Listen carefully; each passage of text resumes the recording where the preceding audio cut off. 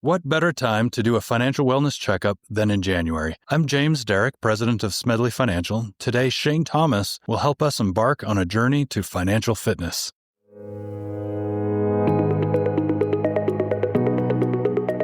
Welcome to the SFS Power Up Wealth podcast, where we provide impactful insight and expert opinions on timeless financial principles and timely investment topics, preparing you to make smarter decisions with your money.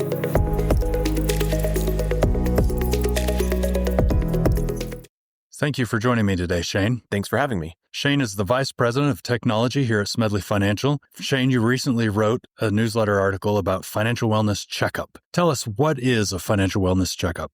Just like going to the doctor, it's a checkup of where you are at financially at this point in time.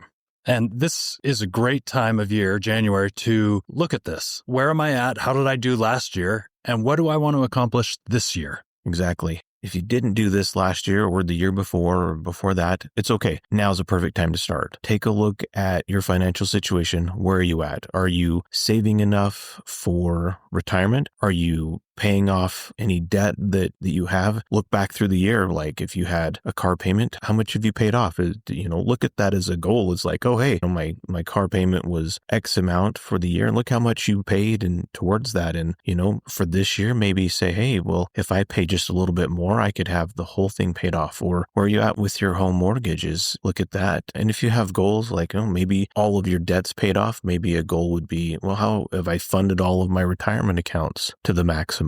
Did I put enough aside to help my kids, into college if, whenever that time comes, or if there's a wedding or whatever it might be, whatever the goal is, maybe a second home. What are your goals? Write those down and see where you're at for the year. I want to dive into each of these financial goals. Before we do, let's talk a little bit about goals of communication that you might have. Sure.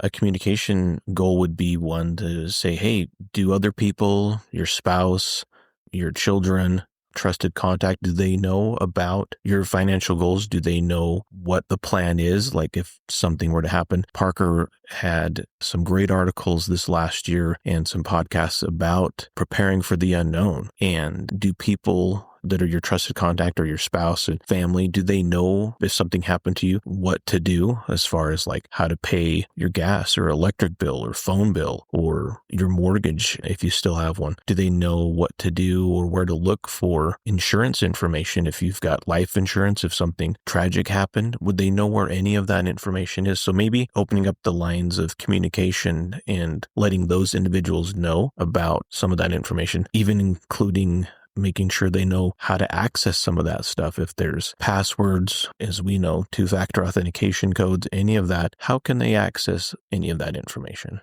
One of the things we talked about last year was keeping a cell phone running for a little bit, even after someone has passed away, because you may need it in order to authenticate access to a website or something like that. If somebody has a will and a trust, do the beneficiaries know where to find it? And I know, for example, that I've told my children, but do they even remember? So maybe I should tell them again. Yeah, it'd be a good time to maybe set it a goal to remind those that are going to be in charge of your stuff, where that can be found and what to do with it. And we've also discussed sharing values. So this would be another communication goal. You say, well, this month I want to find an opportunity to just share this one story with my family so that they understand my values when it comes to life or money or family, so that you can share some of those that go beyond just finances or that help explain why the finances are important to you.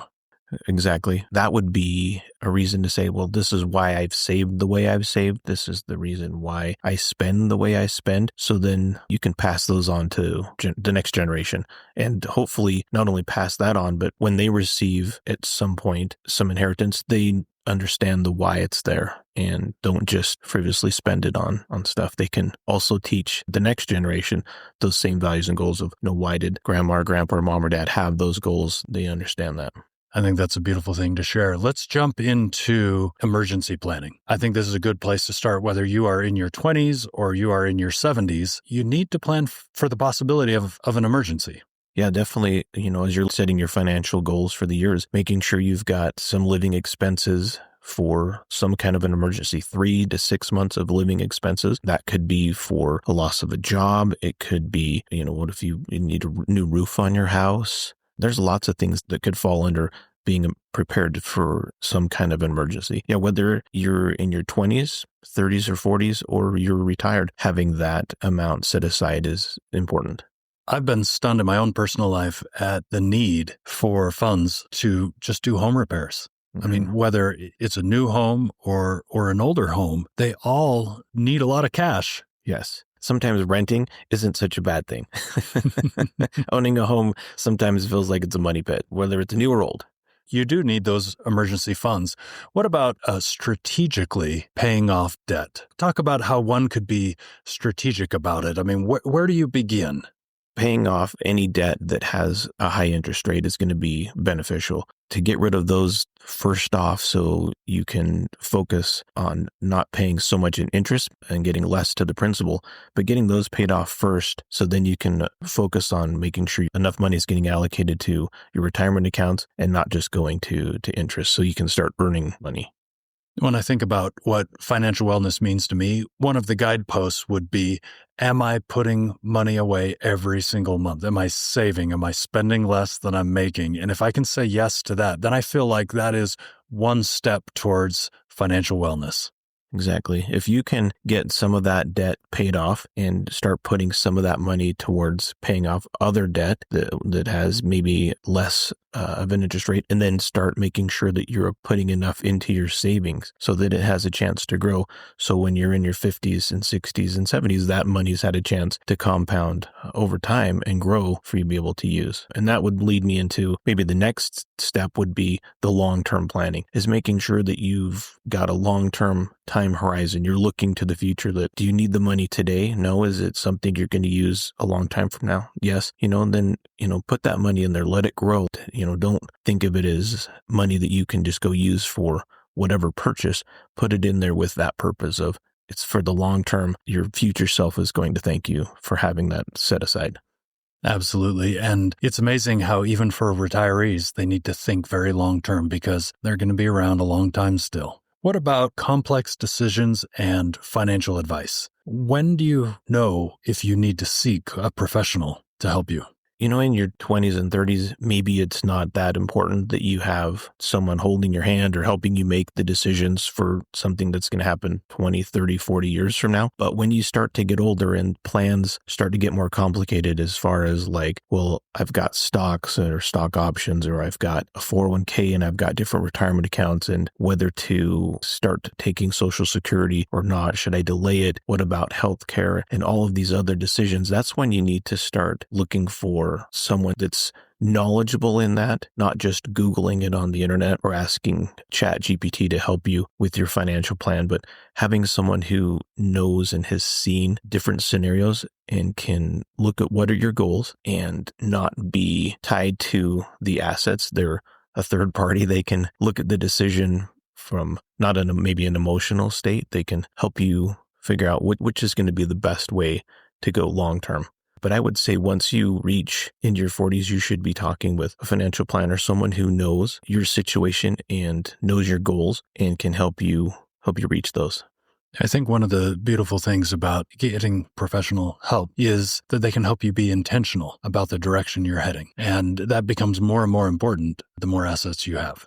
Shane, thank you for coming in today. Yeah, thanks for having me.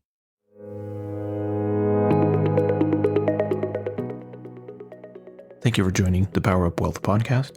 Smedley Financial is located at 102 South, 200 East, Suite 100 in Salt Lake City, Utah, 84111. Call us today at 800-748-4788. You can also find us on the web at smedleyfinancial.com, Facebook, Instagram, Twitter, and LinkedIn. The views expressed are Smedley Financial's and should not be construed directly or indirectly as an offer to buy or sell any securities or services mentioned herein. Investing is subject to risks, including loss of principal invested. Past performance is not a guarantee of future results. No strategy can assure a profit nor protect against loss. Please note that individual situations can vary. Therefore, the information should only be relied upon when coordinated with individual professional advice. Securities offered through Osaic Wealth, Inc., member FINRA SIPC. Investment advisory services offered through Smedley Financial Services, Inc. Osaic Wealth is separately owned, and other entities and/or marketing names, products, or services referenced here are independent of Osaic Wealth.